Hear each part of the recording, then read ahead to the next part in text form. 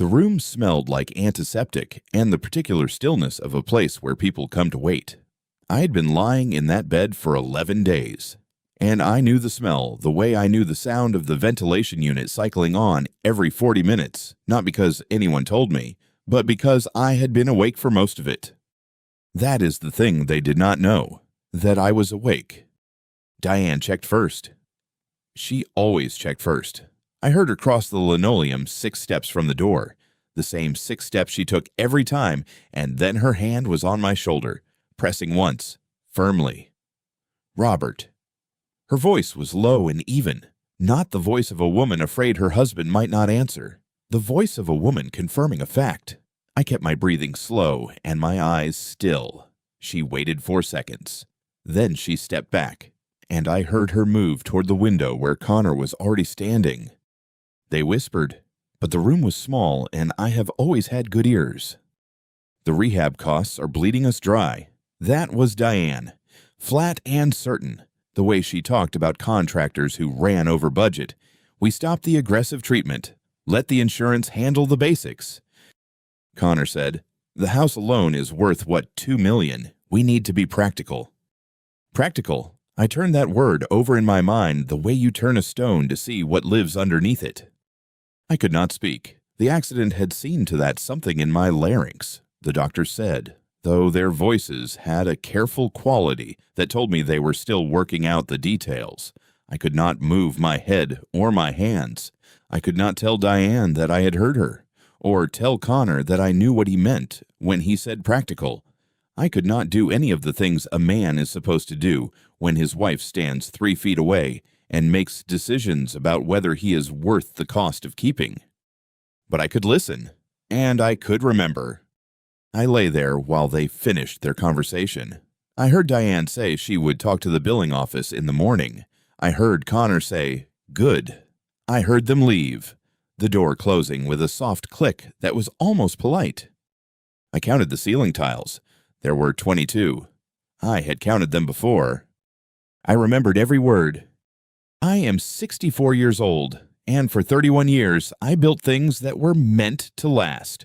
Bridges, mostly. A few overpasses. One pedestrian walkway over the Carver River that I still drive past sometimes, or used to, before the accident. Civil engineering is not a glamorous profession, but it is an honest one. You design something. You stress test it on paper. You watch it go up, and then you wait to see if it holds.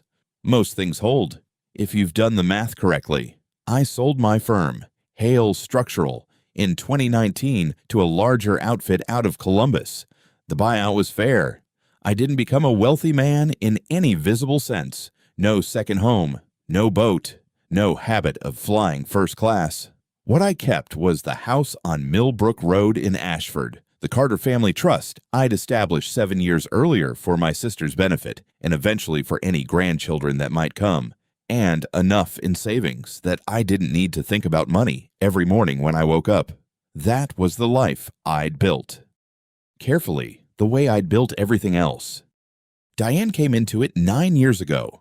We met at a fundraiser for the county library. She was on the organizing committee. I had written a check. She was warm and direct and laughed at her own jokes before she finished telling them, which I found genuinely endearing. She had been divorced for 4 years. She had a son, Connor, who was 27 at the time, and working, she said, in commercial real estate. I thought a grown man finding his footing. That seemed reasonable. I had been wrong about people before, but I had been right often enough to trust my first impressions. I was wrong about Connor. I don't say Diane was dishonest from the beginning, because I don't believe that. What I believe is that she had a real fear, the kind that settles into a person after a difficult divorce and a decade of financial uncertainty, and that fear was specific. She was afraid of being left with nothing. She'd watched her first marriage end and take half of what she'd built with it. She was afraid of aging into dependency. She told me this directly. In the 2nd year of our marriage, sitting at the kitchen table in Ashford with her hands wrapped around a coffee mug. I respected her for saying it. I thought we had reached an understanding. I thought the Carter Family Trust and the conversations we'd had about long-term care and estate planning had answered that fear. I was Again, not entirely right. What Diane did not know, what she had never asked about, or perhaps had never thought to ask, was my sister. Sarah Hale Morin is 58 years old. She has been profoundly deaf since birth. I learned American Sign Language at age 8 because my parents decided that Sarah deserved a brother who could talk to her, and I have used it without interruption for 56 years. Sarah and I have lunch on the third Saturday of every month at a diner in Westbrook, 20 minutes from Ashford. We argue about baseball. She signs faster than most people talk, and she has never once made me feel that silence between us was a problem. Diane knew I had a sister. She did not know ASL was something I still used fluently, regularly, without thinking. It had never come up in a way that required explanation. Some things about a person's life are invisible until they suddenly become the only thing that matters. I retired. I married Diane. I had lunch with Sarah every third Saturday, and I drove past the Carver River Walkway when I had reason to go that direction. That was my life. It was a quiet one, and I had earned it. Then, on a Tuesday morning in March, a delivery truck ran a red light on Route 9. The truck hit my car on the driver's side. That is what the accident report said. I know this because Diane read it aloud to Connor 3 days after I was admitted, standing at the foot of my bed as though I were furniture.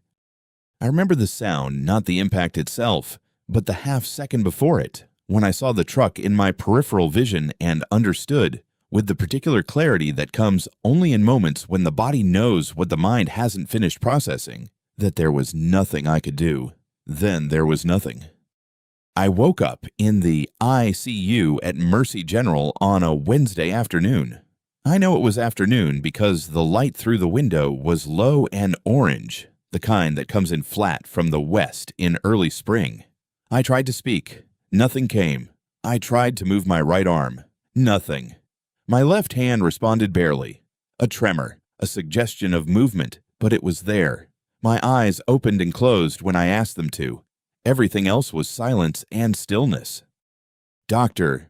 Anita Osei came in that first afternoon with a resident I didn't recognize, and a clipboard she held the way experienced doctors hold clipboards, not consulting it, just carrying it. She was direct in the way that good doctors are direct, not unkind, but unwilling to trade in comfort that isn't earned. She explained my condition to Diane: cervical spinal contusion at C4 and C5, trauma to the laryngeal nerve during the impact and the subsequent emergency intubation, quadriparesis, not full paralysis, but significant motor impairment across all 4 limbs. Cognitive function, she said, appeared entirely intact based on initial assessments. Then she said the sentence I held on to: Mr. Hale has significant potential for recovery with aggressive rehabilitation. The vocal cord damage may be reversible. We need at least 6 months of intensive therapy to determine the full scope of what's possible. I watched Diane's face while Dr. Osei spoke. I had been watching Diane's face for 11 years. I knew it well enough to read the small things, the slight tightening around the eyes, the way she pressed her lips together when she was calculating rather than feeling. She nodded once when Dr. Osei finished. Then she asked one question. Not about the 6 months. Not about what the aggressive rehabilitation would involve. Not about whether the vocal cord damage was more or less likely to be reversible given my age and general health. She asked about cost. Dr. Osei answered without hesitation: intensive inpatient rehab, specialist consultations, the vocal cord therapy itself. She named a monthly figure. Diane nodded again, the same small nod, and wrote something in the small notebook she carried in her jacket pocket. Dr. Osei left. The resident left. Diane stood at the window for a moment with her back to me, then followed them out without looking at the bed. I have thought about that moment many times since, because there was another moment, one that came before it, in those first days when the outcome was still unknown even to me. The second night after the accident, I woke at some hour I couldn't name. The room was dark except for the monitors. I heard breathing that wasn't mine. Diane was in the chair beside the bed. She had fallen asleep there, still in her coat, her head tilted at the angle of someone who had not planned to stay, but had stayed anyway, One of her hands was resting on the edge of the mattress, close to mine but not touching. I could not move my hand to reach her. I tried. The signal went somewhere and didn't come back. She sat with me like that for 3 nights. I know because I woke each time and she was there, and each time I tried to move my hand and couldn't, and each time I watched the monitors blink in the dark until I fell back under. She brought a thermos of coffee on the second night and a book she didn't open. She spoke to me once, very quietly, when she thought I was asleep. She said, "Come back. Just come back." I believed she meant it. I still believe she meant it then. What I don't know, what I have turned over many times in the long quiet hours of this recovery, is exactly when fear replaced that. When Connor started talking about the reality of the situation and she started listening, when the woman who sat beside my bed in her coat became the woman who stood at the window calculating a monthly figure, I don't think it happened all at once. I think it happened the way most failures happen gradually, then completely, with each small concession making the next one easier to make. That does not change what she said to Connor in this room, but it is the part that cost the most to carry. I lay there. I could not call her name. I could not reach for the call button. My left hand could tremor, but not grip, not yet. I could not turn my head more than a few degrees in either direction. I could not write. I could not point. I could see the ceiling. I could think. And I could remember, with the sudden vividness of something that has always been present but never needed, that my hands had once known another language entirely. 3 days after I was admitted, they came during the evening visiting hours. I heard the door open at 8:47. I had learned to read the clock on the wall by the angle of my peripheral vision, and I had nothing else to do but read it. Diane came in first. Connor followed, pulling the door almost shut behind him. Not all the way, just almost. Diane walked to the side of the bed and stood close. I heard her say my name. Robert. Then again. Louder. Robert. She put her hand on my shoulder and pressed once. Firm. The way you check a piece of furniture to see if it moves. I gave her nothing. My eyes stayed closed. My face stayed still. My left hand, under the blanket, curled slowly into a fist around the edge of the sheet, the only movement I had that no one could see. She turned away from the bed. I heard her voice drop, not to a whisper, exactly more the tone people use when they've decided a room is empty. The rehab program, doctor. Osei once cost $40,000 a month, she said. Insurance covers 60%. We'd be out of pocket almost $200,000 over 6 months. Connor said, so we tell them to scale back. Basic care only. I counted those 4 words the way I used to count load tolerances on a bridge spec, carefully, without moving. There was a pause. I heard Connor shift his weight, the small sound of his shoe on the floor tile. And we need to talk about the house, he said. If he doesn't recover, or even if he does, we should look at what's ours. Diane did not answer immediately. I waited. I counted the seconds the way I had been counting everything since I woke up in this bed, because counting was the only form of control I still possessed. 4 seconds. 5. 6. She did not say no. She said, not here, not tonight. Connor said, soon, then. I heard them move toward the door. I heard it open fully, then close. I lay in the specific silence that follows a decision that has already been made, even if no one has admitted it yet. My fist was still closed around the sheet. I held it there for a long time after their footsteps faded down the hallway. Then I opened my hand, slowly, finger by finger, and pressed my palm flat against the mattress. I had been an engineer for 31 years. I knew what a structural failure looked like from the inside the moment the load exceeds the design, before anything visible gives way. I had just heard that moment. I had counted every word of it. The next morning arrived the way mornings do in hospitals, not with light, but with sound. A cart in the hallway, a door somewhere down the corridor opening and closing, then footsteps, measured and unhurried, stopping outside my room. Ruth Calloway came in at 6:43. I knew her by then from the night shift handoffs, a woman in her early 50s with close-cropped gray hair and the particular efficiency of someone who had been doing this work long enough that she no longer needed to think about the mechanics of it. She moved through the room without speaking, checking the IV line, adjusting the monitor lead on my left arm. Routine. I had learned to read routine in those 4 days the way you learn to read weather, by the small variations. She pulled a penlight from her breast pocket. This was different from the previous checks. The nurses before her had shone a light across my eyes and moved on in under 10 seconds. Ruth held the penlight steady and watched. Not a sweep, a measurement. She counted something under her breath. I could not hear the number. She moved to the other eye, held it again, and I understood she was tracking the speed of the dilation response, not just the presence of it. She wrote something down, not in the chart on the wall mount, in a small spiral notebook she kept in the left pocket of her scrubs. She put the notebook away and stood at the side of the bed. She looked at my face for a moment, and then she said, quietly, "Mr. Hale, if you can hear me, look up." I looked up. She stood completely still. I counted the seconds myself, 1, 2, 3, 4, watching her face for the thing that would tell me whether she believed what she had just seen or whether she would file it away as involuntary reflex and move on. Her expression did not change. That was the tell. A reflex would have made her write something in the chart and leave. The absence of movement meant she was deciding.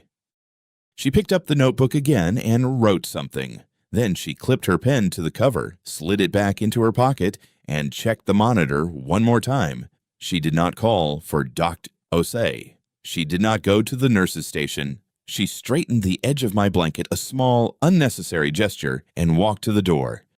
She paused there, one hand on the frame, and looked back at me once, not the clinical look she had worn through the rest of the check. Something else. Then she left. I watched the space where she had been standing.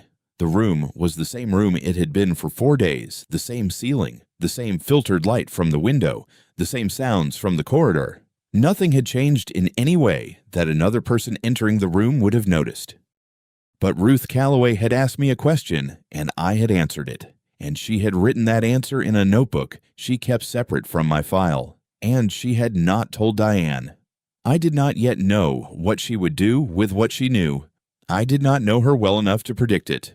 What I knew was that she had seen me, not the body in the bed, not the chart on the wall, but me, and she had chosen to carry that knowledge quietly until she understood what to do with it.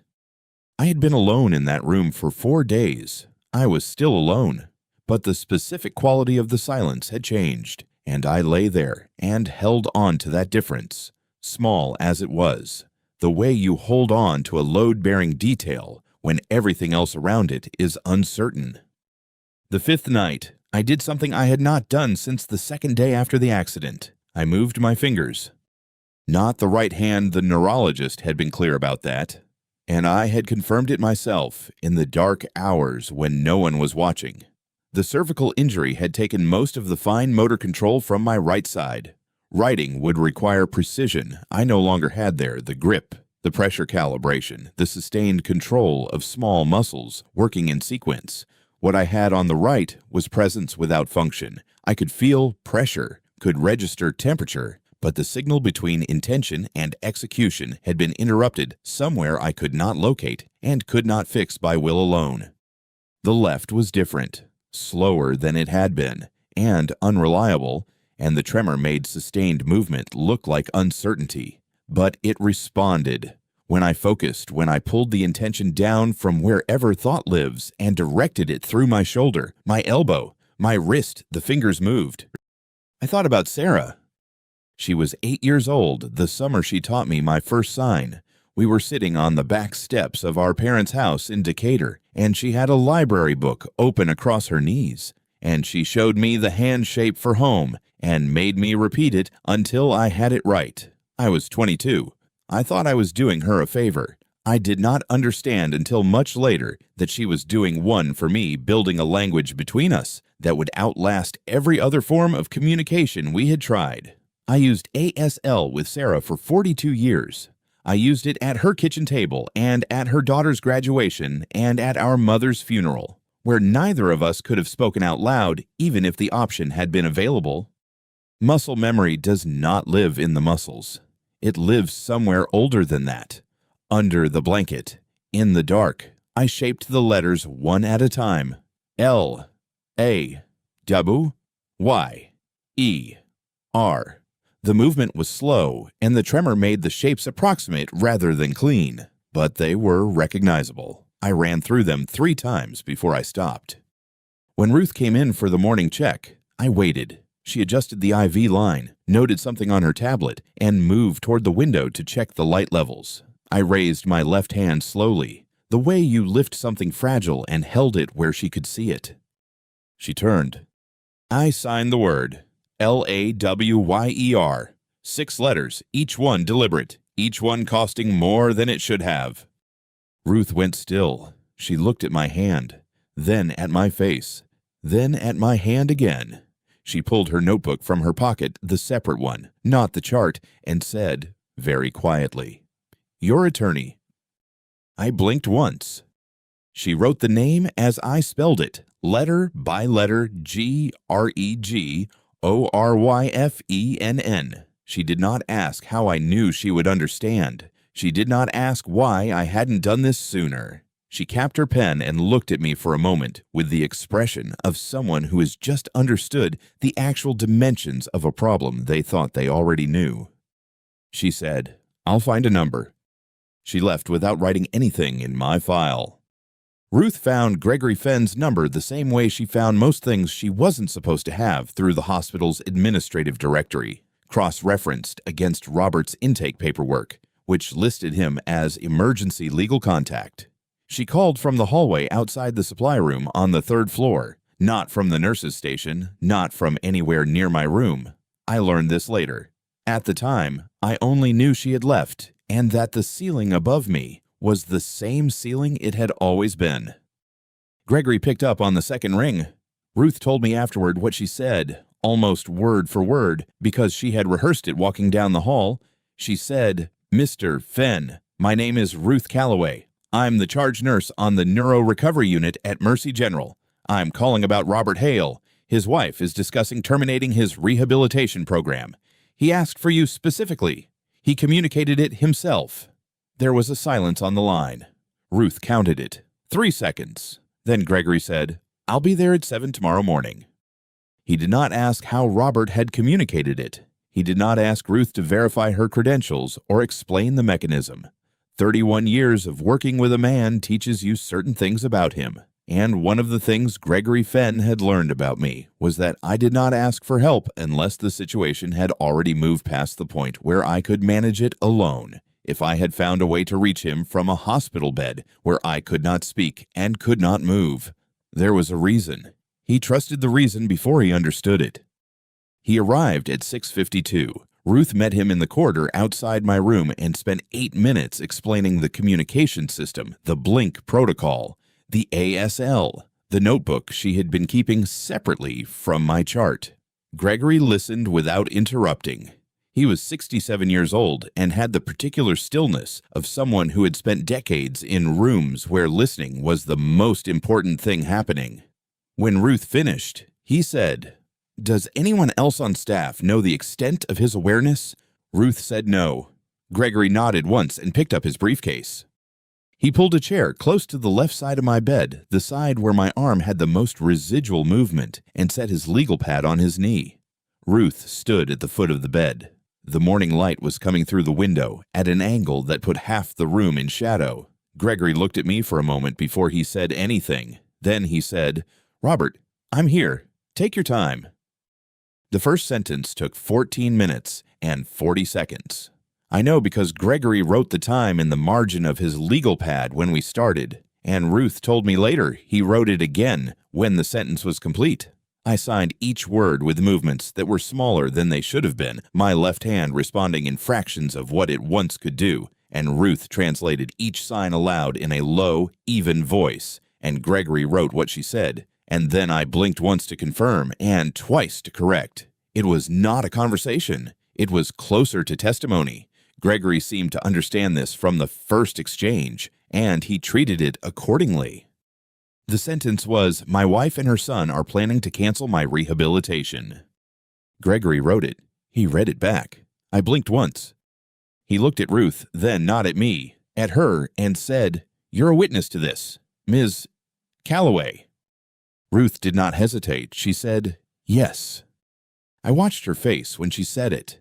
She had the look of someone stepping deliberately over a line they have already decided not to step back from. She had been a nurse for 24 years. She understood what it meant to be named as a witness in a legal proceeding involving a patient in her care. She said yes anyway. If you've ever had someone stand in a room and choose your side when it would have been much easier to walk away, you know what that moment costs them and what it means to receive it. I couldn't say anything. I blinked once, slowly, and I hope she understood what I meant. Gregory uncapped his pen and looked back at his legal pad. "All right," he said. "Let's keep going." The second sentence took 9 minutes. The third took 7. Ruth was learning the shape of my signs faster than I had expected. She had spent the night before, she told me later, watching instructional ASL videos on her phone between rounds. She had not told anyone she was doing this. She had simply done it. By the 4th sentence, she was anticipating the end of words before I finished signing them, and checking with me by raising her eyebrows slightly. And I would blink once if she was right. We found a rhythm that was not fast, but was precise. And precision was what the situation required. Gregory filled 3 pages of his legal pad before he stopped writing and looked up. He reviewed what he had written, turning back through the pages slowly, and I watched his expression move through something I could not fully read. He had known me for 31 years. He had drafted my first construction contract, handled my wife's estate, set up the trust accounts for my sister Sarah's children when she could not manage the paperwork herself. He had seen me in difficult situations. He had not seen me in this one. He set the pad on his knee and said, "Robert, I need you to understand something before we go further. What you've told me is enough to act on, but acting on it will require moving carefully, and it will require time. Can you give me time?" I blinked once. "Good," he said. He capped his pen. "Then let me tell you what I'm going to do." Gregory uncapped his pen again before he finished the sentence. He turned to a fresh page. I could see the yellow legal pad from where I lay, the ruled lines clean and unmarked, and he said, "Start from the beginning, not the accident. The night in this room. Tell me exactly what you heard." Ruth was standing at the foot of the bed. She had positioned herself near the door without being asked, facing the hallway, giving Gregory and me the illusion of privacy while keeping watch. I had noticed that about her in the days since she'd found me. She understood what was needed before anyone said it. I began. The first thing I signed was the date. Gregory wrote it down. Then I signed the time, or as close as I could reconstruct it. Late, after the floor had gone quiet, after the last medication check. I had been awake for a long time before they came in, staring at the ceiling tiles in the dark, counting the acoustic perforations in the one directly above my bed, the way I used to count rebar intervals on a pour schedule when I couldn't sleep on a job site. Old habits. I signed Diane, Connor, both. Gregory wrote their names. He underlined them. I signed what Diane had said first, the word cost, then recovery. Then I spelled out the number slowly, 1 letter at a time, because I wanted him to have it exactly 200,000. I paused. Then I signed it again. Gregory had written it the first time, but he circled it on the second pass. He didn't say anything. He just circled it. Then I signed insurance. Percentage. Not worth it. He wrote each phrase as Ruth voiced them in a low, steady murmur, not translating so much as transcribing. Her voice flat and precise, the way a court reporter sounds when they've stopped hearing the words as words and started hearing them as units to be recorded. I had not asked her to do that. She had simply understood that that was what the moment required. I signed what Diane had said about the timeline, the phrase she had used, dragging this out. The way she had said it, not with cruelty exactly, but with the particular impatience of someone who has already made a decision and is waiting for the circumstances to catch up. I had replayed that phrase many times in the days since, dragging this out, as though my recovery were an inconvenience she was being asked to accommodate. Gregory's pen did not stop moving. Then I signed Connor's words. I had saved his for last, not because they were worse, though they were, but because they required more precision. Diane's words had been about money. Connor's had been about ownership. There is a difference, and I wanted Gregory to understand it before I gave him the language. I signed what's ours. Gregory stopped writing. He looked up from the pad. He looked at me directly and said, he said that, exactly that. I blinked once. Gregory held my gaze for a moment. Then he looked back down and wrote for a long time without speaking. When he finally stopped, he turned the page. He had filled the entire sheet. I signed not the first time. Ruth said it aloud. Gregory looked up again. I signed slowly, making sure each word was clean. 3 weeks before the accident, Connor asked Diane about inheritance. I was in the other room. I heard the word. I didn't think about it then. I paused. I'm thinking about it now. Gregory set his pen down on the pad. He did not pick it up for almost 10 seconds. I counted. Then he said, quietly, more to himself than to either of us, 3 weeks. He picked up the pen. Did he say anything else in that conversation 3 weeks before? I signed. I only heard part of it. Connor said, when the time comes. Diane said, we'll see. I walked into the kitchen and they stopped talking. Gregory wrote it all. Then he asked the first of his own questions. He had been listening until now, recording, not leading the discipline of a man who understood that the shape of testimony matters as much as its content. But now he leaned forward slightly and said, Robert, I need to ask you something directly. Has Diane ever asked you to change the trust? I blinked twice. No. Has she ever asked about the house title, whether it could be transferred, refinanced, restructured in any way? I stopped. The question sat in the room. Ruth was still at the door, but I could see her turn her head slightly, not toward Gregory, not toward me, but toward the space between us, the way people do when they sense a room shifting. I thought about 2 years ago, a Sunday afternoon, Diane at the kitchen table with a folder she said was from the insurance company. She had asked me in a voice that was careful and reasonable whether I had ever considered putting the house in both names just for simplicity. She had said, for when things need to be handled quickly. I had said no.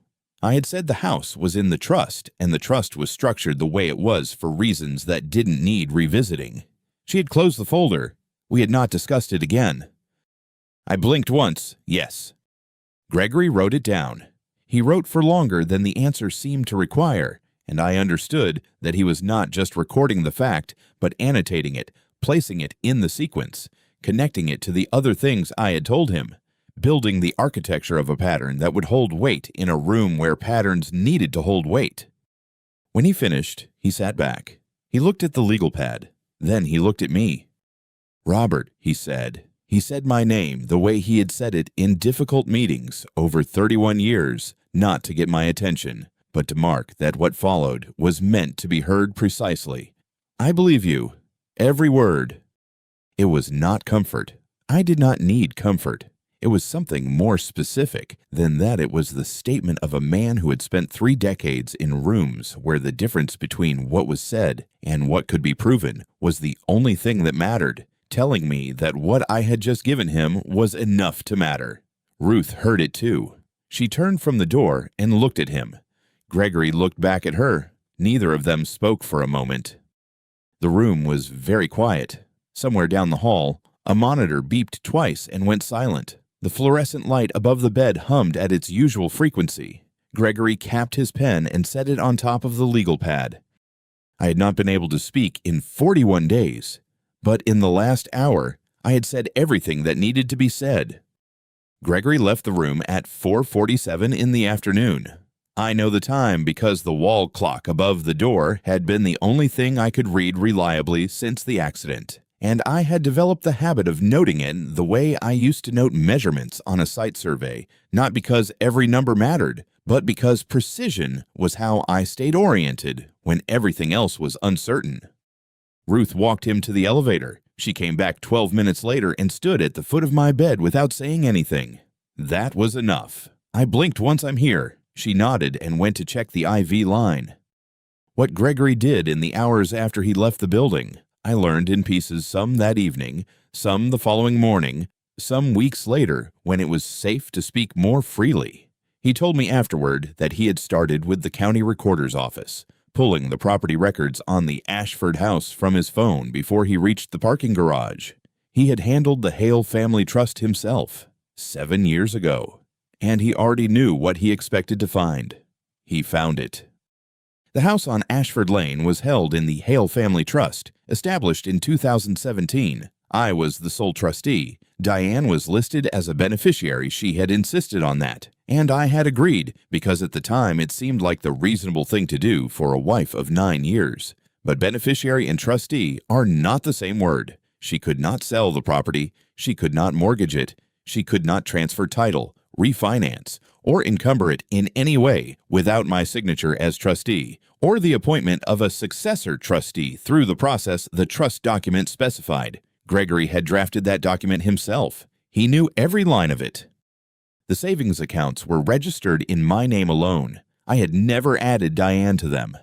That had not been a decision so much as an omission. We had kept our finances largely separate, which she had preferred in the early years and which I had never seen reason to change. The life insurance policy named Sarah and her 2 children as beneficiaries. Gregory confirmed that by phone, standing in the hospital parking structure on the 3rd level, speaking to a representative at the insurance company whose name he wrote down, a man named Dennis Kwan, who confirmed the beneficiary designations had not been altered and that no change requests were currently pending. Then Gregory called Dr. Osei. He did not ask about my condition. He did not ask about my prognosis or my treatment schedule or what the next 90 days looked like. He asked one question: had anyone contacted her recently to request a reassessment of my recovery potential? Dr. Osei was quiet for a moment. Then she said that Mrs. Hale had called that morning. She had asked about a second opinion specifically, whether another physician might evaluate whether my incapacitation should be classified as permanent rather than ongoing. Gregory thanked her and ended the call. He called me back through Ruth's personal phone. We had established that protocol in the room. 2 blinks for yes, 1 for no, Ruth holding the phone so I could hear. He did not explain everything. He said the assets are protected for now, but there is a narrow window Diane may not know about yet. If a physician were to certify me as permanently incapacitated, she could file for temporary conservatorship, a court-supervised arrangement that would give her financial control while a full competency evaluation was pending. It was not a guarantee. It required a judge's approval and a formal hearing, but it was a real door, and she had already made the first phone call to find someone to open it. I blinked twice. Gregory said, "Then we don't wait for her to find the door. We make sure it's already locked from the inside before she tries the handle." Gregory leaned forward slightly, his voice dropping to the register he used when he needed me to understand something precisely and completely. He said, "If Diane convinces Dr. Osei to document you as non-responsive, not just impaired, but non-responsive, she can file for temporary conservatorship within 48 hours. A judge could grant it before we even have a hearing, before Ruth can submit a report, before I can file a single counter motion. 48 hours is not a long time, Robert." I did not look away from his face. He continued. He said, "But if you can demonstrate competency clearly, publicly, in front of witnesses, the conservatorship petition collapses. It doesn't get delayed. It doesn't get appealed. It collapses. And everything she said to Connor in this room becomes evidence of intent to defraud, not suspicion. Evidence. The conversation you heard, documented by the treating nurse who was present and by the attorney she contacted at your direction, that is a record. That changes what this is." I blinked once, slow and deliberate, the way I had learned to use in the past 2 days as a period at the end of a sentence. Gregory sat back. He looked at my hands. I had not moved them yet. He said, "So we move now. I file the competency documentation. Ruth submits her clinical observations. We request an emergency evaluation from Dr. Osei before Diane can get to her first." I signed 2 words, "Not yet." Gregory went still. He read my hands the way he read contracts carefully, without rushing to a conclusion. He said, "You want to wait." I blinked once. He said, "You want more evidence." I blinked once. He was quiet for a moment. Ruth was standing near the door. She had not moved since Gregory started speaking. Gregory looked at her briefly, then back at me. He said, "You want them to say it again. On record." I blinked once. The room was quiet in the way rooms get quiet when everyone in them has understood the same thing at the same moment. Gregory did not smile. He was not a man who smiled at strategy, but something in his posture changed the particular stillness of a person who has just seen the full shape of a problem and recognized that the solution was already in the room.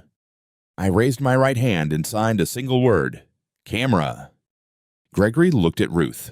Ruth looked at Gregory. Neither of them spoke immediately. Ruth's expression was the one I had come to recognize over the past 2 days. Not surprise exactly, but the recalibration of a person who keeps encountering evidence that the situation is more considered than she initially understood. She said, quietly, "I can request a standard monitoring unit for the room. Infection protocol. It would not be unusual." Gregory said it would be on record. Ruth said everything in this room is on record. Gregory nodded once. He closed the folder on his knee and set it on the edge of the bed, not carelessly, but with the deliberateness of a man marking a transition between one phase and the next. He looked at me and said then, "We wait. But we wait prepared." I blinked once. Gregory left the room first. Ruth stayed behind to update my chart to the paper kind, the clipboard that hung at the foot of the bed, and when she finished, she looked at me once, briefly, then followed him into the hallway.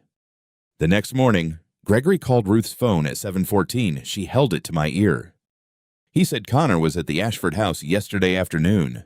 My neighbor, Carol Brentwood, she had lived 2 doors down for 19 years, had called Gregory's office directly after finding his number in the county property records. She said a man matching Connor's description had arrived with another man carrying a clipboard and a camera. They had walked the exterior perimeter. The second man had photographed the foundation, the garage, the back garden. Carol had asked them what they were doing. Connor had said they were doing a routine insurance assessment. Carol had told him she would be calling the owner's attorney. Connor had said that wouldn't be necessary. Gregory said Carol got the second man's business card. He's a residential property appraiser. His firm handles estate liquidations. I lay there and held that information the way you hold a load calculation you already knew was wrong. The house on Ashford Lane was where my first wife had planted the oak tree. It was where I had built the back porch with lumber I had milled myself in the spring of 2001. It was where I had come home to for 34 years.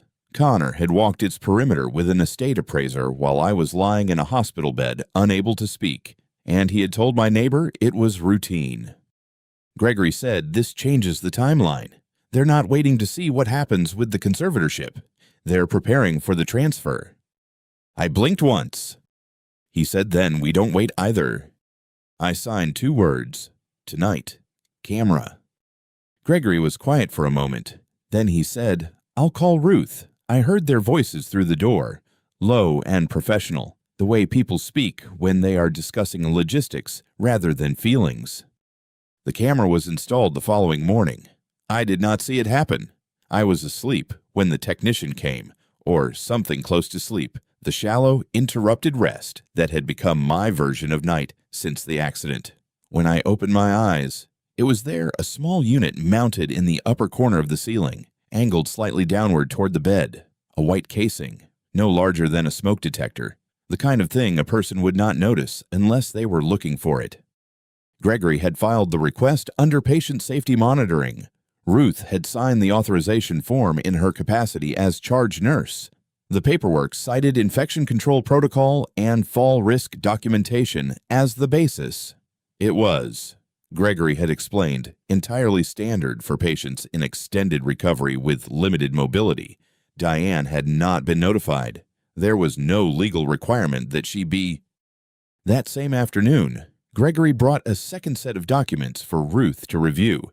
The first was an affidavit, her account of what she had observed over the previous 72 hours, written in clinical language, the pupil responses, the directional eye movements, the consistent and deliberate pattern of blinks that corresponded to yes and no prompts. She signed it at the nurse's station with a witness present. The second document was Doctor. Osei's report, the one she had prepared after our conversation in this room, the one that described, in measured medical terms, the realistic probability of meaningful recovery with continued aggressive rehabilitation. Gregory had asked for a formal version, Doctor. Osei had provided it without hesitation. The third document was the transcript, the full written record of what I had communicated the morning before, every detail of what I had heard through the half-open door. Ruth asked Gregory, while they were still in the hallway outside my room, what if Diane doesn't say anything incriminating when she comes back? Gregory said she will. People like this always do when they think they're safe. Ruth looked at him. She said, "How do you know?" Gregory said, "Because Robert told me she already did it twice." Ruth was quiet for a moment. Then she went back to her station without saying anything further. I know this because Gregory told me later, and because I had come to understand, over 31 years of working with him, that he remembered the details that mattered. Diane and Connor were expected the following afternoon. The visit had been scheduled. Connor had called the nurse's station that morning, which was unusual. He had never called ahead before. That night, the room was quiet. The monitors ran their slow cycles. The hallway outside held the particular stillness of a hospital at 10 o'clock, when the day shift is gone and the night shift has settled into its rhythms. I lay in the same position I had occupied for weeks, looking at the ceiling. The camera was in the upper left corner. I looked at it once, not long. Just a moment of acknowledgement, the way a person might glance at a locked door before going to sleep. Then I closed my eyes. The following afternoon arrived the way significant things often do, without announcement, without weather change, without any signal that the air in the room was different from any other Tuesday. Diane and Connor came at 6 o'clock, which was within the standard visiting window. The nurse's station log would show that they signed in at 5:58 p.m. I know this because Ruth told me later, in the careful way she had of documenting things she anticipated would matter. Gregory was already in the room when they arrived. He had been there since 4:30. He sat in the chair to the left of the bed, not the chair family members typically used, which was closer to the window, but the one nearer the door, which gave him a direct line of sight to anyone entering. He wore a dark gray suit and carried a leather folder on his lap. He had not spoken much in the hour and a half he had been there. He had reviewed documents, made 2 brief notes in the margin of something I couldn't see, and twice checked his watch. Ruth stood near the monitoring equipment on the right side of the bed, making entries in the chart with the methodical attention she brought to everything. I heard Diane's voice in the hallway before the door opened. She was saying something to Connor about parking. A normal sentence. The door opened. A nurse I recognized from the day shift, a young woman named Priya, who had been rotating through the neuro recovery unit for the past 2 weeks, was at the monitoring station in the corner of the room, entering readings into the wall-mounted terminal. She had been there when Gregory arrived and had continued her work without comment. She did not look up when Diane and Connor entered. She kept entering numbers into the terminal with the focused attention of someone who is doing their job and is not going to stop doing it because other people have entered the room. She saw Gregory before she saw me. She stopped in the doorway, one hand still on the door handle, her weight not yet fully committed to entering the room. Her eyes went from Gregory to the folder on his lap, to the suit, to his face. Connor came in behind her and stopped when she stopped. He put his hands in his pockets. Diane said, "Who are you?" Gregory stood. He was not a tall man, but he stood the way people stand when they have been doing something for a long time and have no particular anxiety about it. He said, "Gregory Fenn, Robert's attorney, 31 years. Diane looked at him for a moment. Then she looked at me. I kept my eyes on the ceiling. I had decided, in the long, quiet hours of the night before, that I would not look at her immediately. I would let the room do its work first. She looked back at Gregory. "I wasn't told Robert had a legal representative present." Gregory said, "Robert requested my presence." Her voice shifted, not dramatically, but I knew that shift. It was the voice she used when she was recalibrating, buying herself 3 seconds. "Robert can't request anything," she said. "He's non-responsive." Gregory did not answer right away. He looked at me. That was the moment I had been waiting for. Not with impatience, I had learned, in the weeks of lying still, that impatience is a luxury of people who have other options. I had waited because the moment needed to be right. It needed a witness. It needed Gregory standing and Ruth at the monitors and the camera in the upper left corner recording at a frame rate I had confirmed with Ruth 2 days earlier. I opened my eyes. I turned my head slowly, the way everything moved now, but deliberately, and I looked at Diane. Then I raised my left hand. The movement took effort. The neurological damage from the accident had left my left side weaker than my right, and my right side was already compromised. But Ruth had been working with me on this specific motion for 4 days, and I had practiced it in the night when the hallway was quiet and no one was watching. I raised my left hand to a height where it was visible, where the camera would capture it, where Gregory could see it clearly from where he stood. I signed 3 letters, L-I-A-R. Ruth's voice was level. She said, "Liar." The word sat in the room the way a stone sits when you set it down on a flat surface. It does not move. It does not explain itself. In the corner, Priya stopped typing. I saw it in my peripheral vision. Her hands went still on the keyboard, and she turned her head toward the bed. Just slightly, the involuntary movement of someone who has heard something that requires the body to pause before the mind decides what to do with it. She looked at my raised hand. She looked at Diane. Then she turned back to the terminal and resumed entering numbers, slowly, as though recalibrating the rhythm of ordinary work. Diane's face and I watched it. I had the time to watch it went through several things in rapid succession. The color left it first. Then the expression she had been wearing, which was the expression of a woman who had arrived to manage a situation, dissolved. What was underneath it was not grief. It was not shock in the way that shock looks when it is genuine. It was something more like recalculation, a rapid, visible assessment of what had just changed and what it meant for what came next. Connor took 1 step backward. His heel touched the doorframe. He stopped there. Gregory reached into the leather folder and removed a recording device, small, black, the kind that clips to a breast pocket or sits flat on a surface. He set it on the table beside the bed. The red light was on. It had been on since Diane walked through the door. He said, "Mrs. Hale, I have a transcript of a conversation recorded in this room 4 days ago." He opened the folder to a tabbed section. "I have a witness." He looked briefly at Ruth, who did not move, and did not look away from Diane. "I have your husband's testimony, given voluntarily, and confirmed by Blink protocol." He paused. He set one hand flat on the folder, not dramatically, just with the steadiness of a man who has prepared thoroughly and has no reason to rush.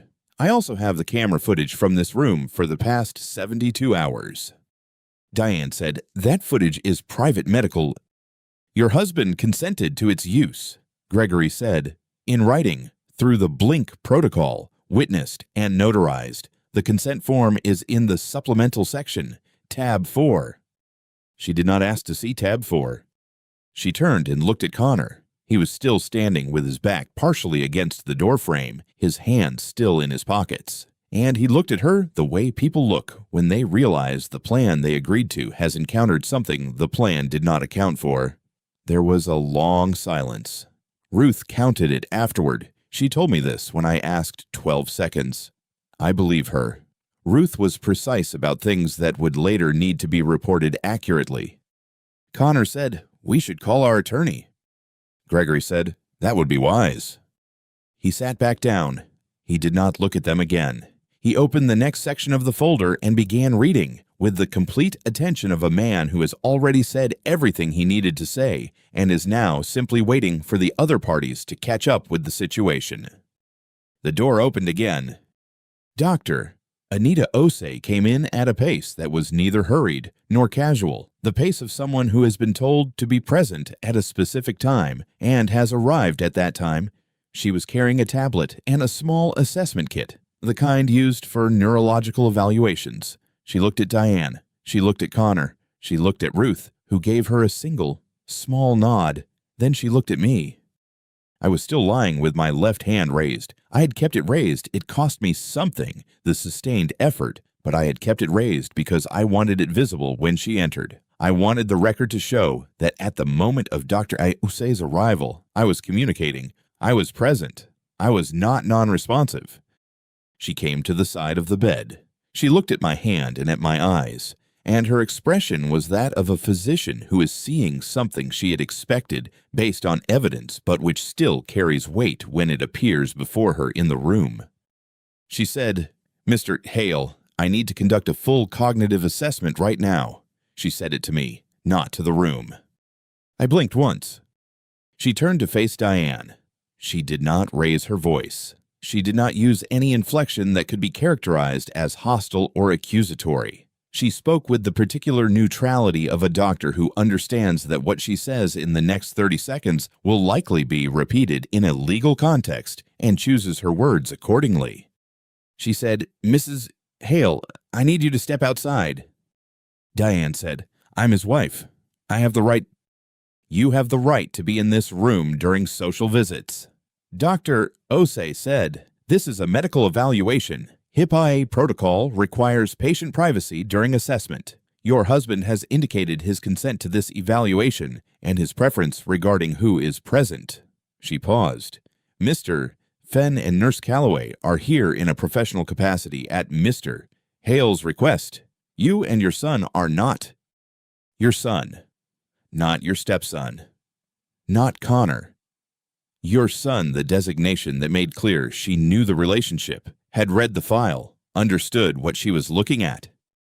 Connor said nothing. He had not said anything since the attorney remark, and he did not say anything now.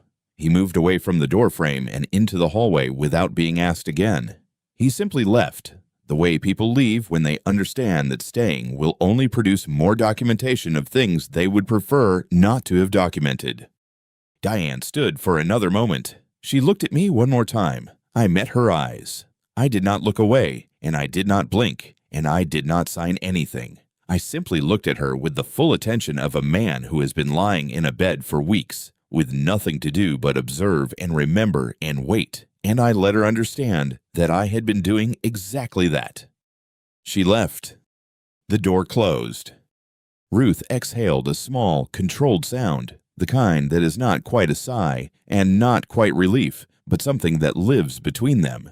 She set her chart down on the equipment table and looked at Gregory. He was still reading. He turned a page.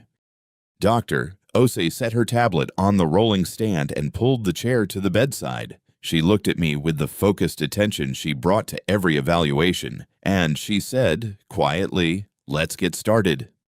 I lowered my left hand to the bed. The effort of holding it up had been considerable, and the relief of setting it down was something I noted without dwelling on it. There would be time later for the physical accounting of what the past hour had cost me. For now, there was the assessment, the documentation, the careful construction of a record that would be difficult to challenge and impossible to ignore. Outside the room, in the hallway, I could hear nothing. I did not know what Diane and Connor were saying to each other, or whether they were saying anything at all. I did not need to know. Gregory had the recording. Ruth had the witness log. The camera in the upper left corner had been running for 72 hours. I had been an engineer for 34 years. I had built things that were meant to last: bridges, foundations, load-bearing structures designed to hold weight under conditions that were not always predictable. The principle was the same everywhere. You do not build for the best case. You build for the worst case, and you build in redundancy, and you document everything, and you do not assume that the ground beneath you will remain stable. Dr. Osei said, "Mr. Hale, I'm going to ask you a series of questions. 1 blink for yes, 2 for no. Are you ready?" I blinked once. The assessment took 47 minutes. Doctor: Osei worked through the protocol methodically. Orientation questions first, then memory, then reasoning. She held up fingers. She named dates. She asked me to blink once if I remembered the name of the attending physician who had treated me in the emergency room on the night of the accident. I blinked once. She asked if I knew the current month. I blinked once. She asked if I understood that a legal proceeding might result from this evaluation. I blinked once. She wrote continuously in a yellow legal pad, and when she finally set the pen down, she looked at me for a long moment without speaking. "Mr. Hale," she said, "I'm going to be honest with you. I've done 17 of these evaluations in my career. This is the clearest one I've seen." Ruth was standing near the door. She had her witness log open, the same narrow black notebook she'd been carrying since the night she first noticed my eyes following the light. She wrote something in it and did not look up. The report was filed with the family court the following Tuesday. 7 pages, single-spaced, with attached documentation of the assessment protocol and Ruth's independently maintained observation log going back 11 days. Gregory hand-delivered it to the clerk's office on the 3rd floor of the Kessler County Courthouse at 8:47 in the morning.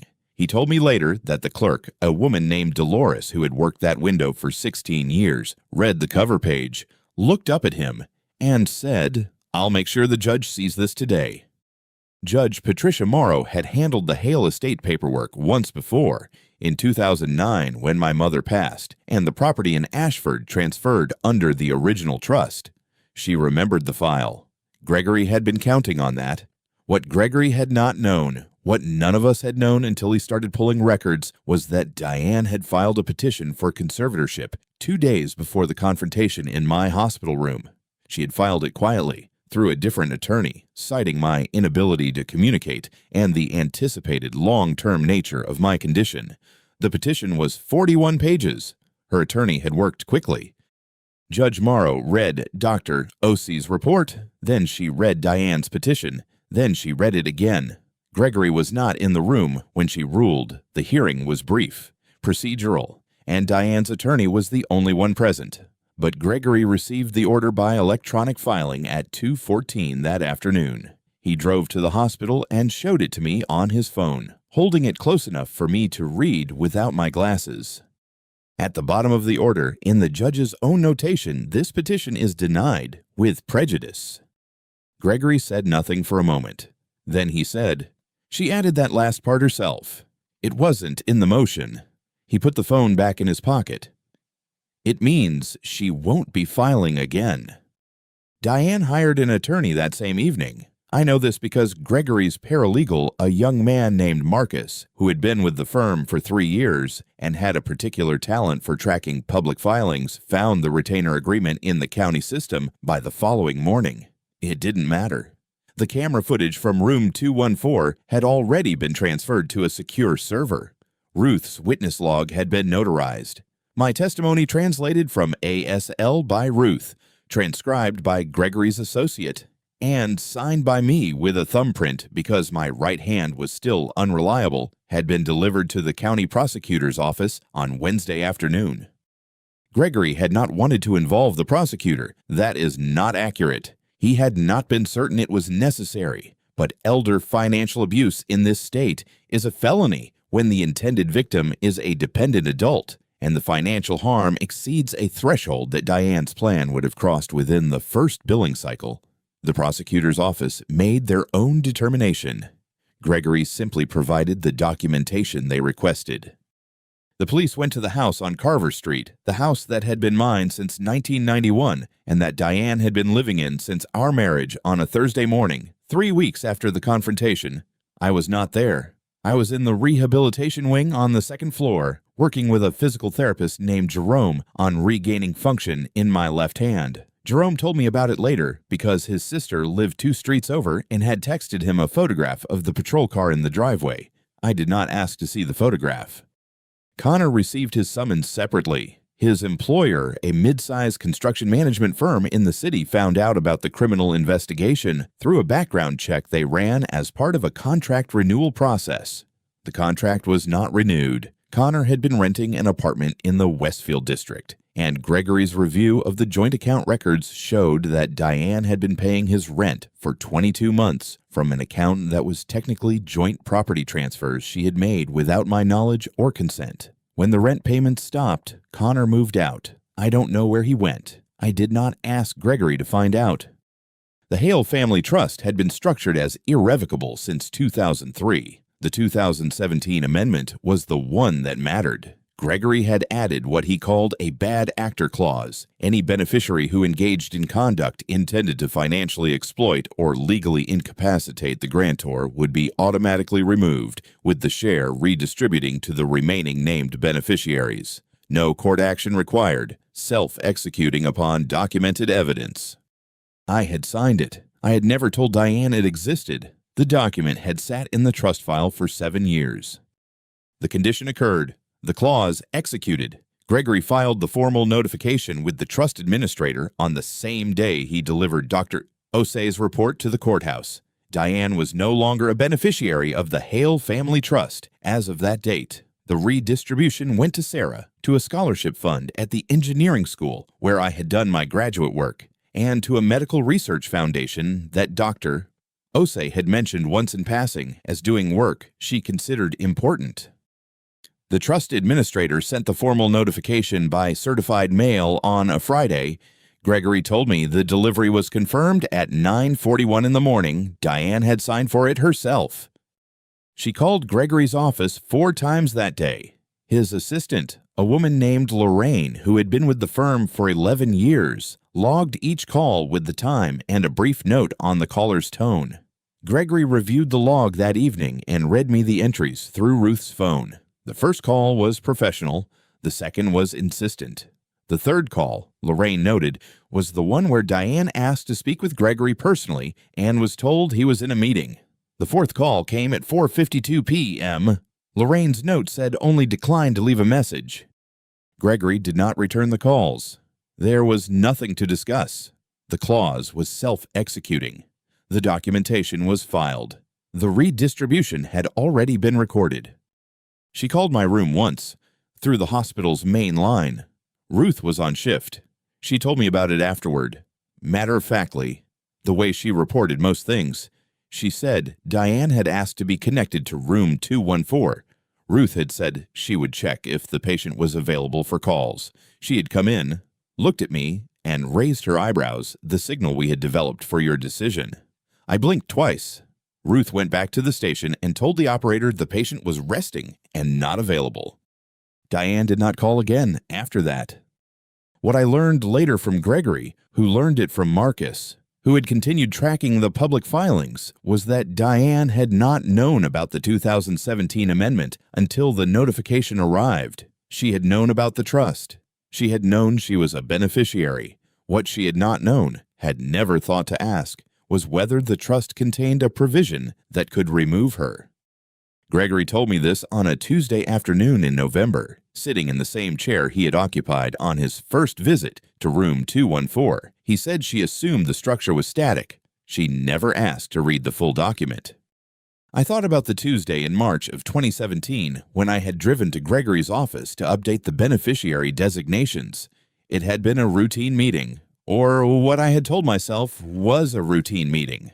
At the end of it, Gregory had set down his pen and said, "There's something I've been recommending to clients in blended family situations. I've never had to invoke it. I'd like to add it to your trust."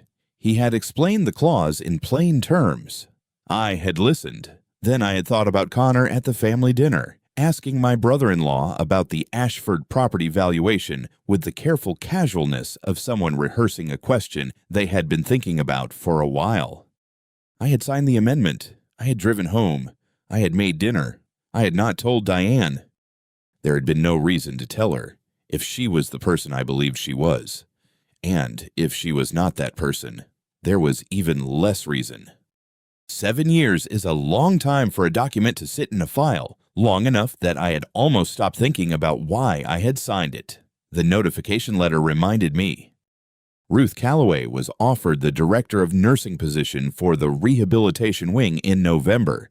The offer came from the hospital's chief of operations, a man named Bernard Chu, who had reviewed the internal incident report and concluded that Ruth's documentation practices and clinical judgment had, among other things, protected the hospital from significant legal exposure.